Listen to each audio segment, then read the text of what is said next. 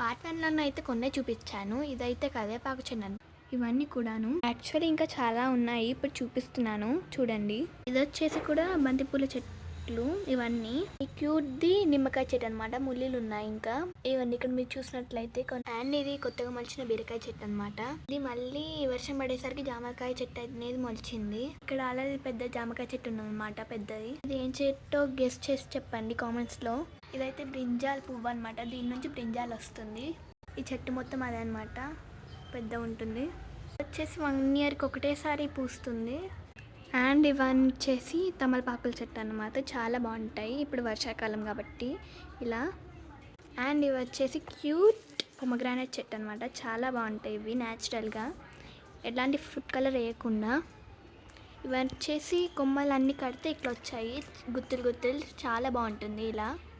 Pomegranate flower అనమాట. First ఇలా తయారవుతుంది.